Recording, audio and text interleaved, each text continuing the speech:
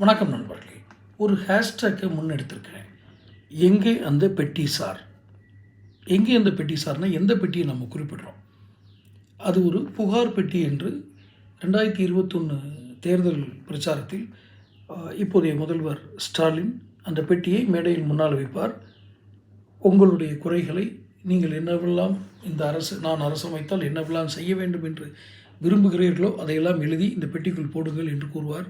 அந்த பெட்டியை பூட்டி சாவியை நான் வைத்திருப்பேன், என் ஆட்சி வந்ததும் நான் அதை திறப்பேன், உங்களுடைய வாக்குறுதியெல்லாம் நிறைவேற்றுவேன் என்று கூறினார்.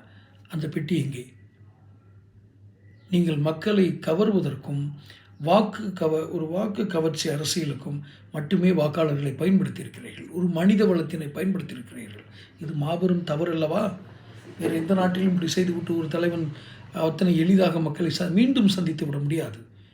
வழக்குகளை சந்திக்கக்கூடிய சூழல் கூட சில நாடுகளில் இருக்கும். காரணம் தவறான வாக்குறுதிகள்.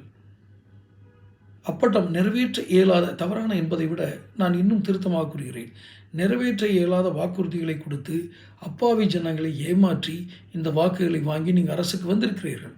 சட்டப்படி கூட தப்பு என்று சில நாடுகளில் வாக்குறுதிகள் கொடுக்கும் பொழுது ஸ்டாலினுடைய மனநிலை என்ன? இந்த அரசினுடைய பொருளாதாரம் என்ன? இப்போது இருக்கும் அரசு என்ன கடனில் இருக்கிறது என்பதெல்லாம் ஸ்டாலினுக்கு தெரியாமல் இருக்காது. அவர் இதற்கு முன்னால் அவர் தந்தை முதல்வராக இருந்தவர். அதனால் அவருக்கு கோட்டை கொத்தளத்தில் அத்தனை பணியாளர்களும் அவருக்கு விசுவாசமாக இருப்பார்கள். குறைந்தபட்சம் தகவல் சொல்லவாது இருப்பார்கள். இதையெல்லாம் சும்மா மூடி மறைச்சு நாம் பேச முடியாது. அப்படி இருக்கும் பட்சத்தில் அந்த ஒரு காலகட்டத்தில் நீங்கள் மக்களை மயக்குவதற்காக வாக்கு கவர்ச்சி பேச்சிற்காக வாக்குறுதியில் கொடுத்து ஏமாற்றி, இது போன்ற பெட்டியை வைத்து இப்படியெல்லாம் ஏமாற்றி நீங்கள் மக்களின் வாக்குகளை பெற்றிருக்கிறீர்கள். இன்று நல்ல படித்தவர்கள்,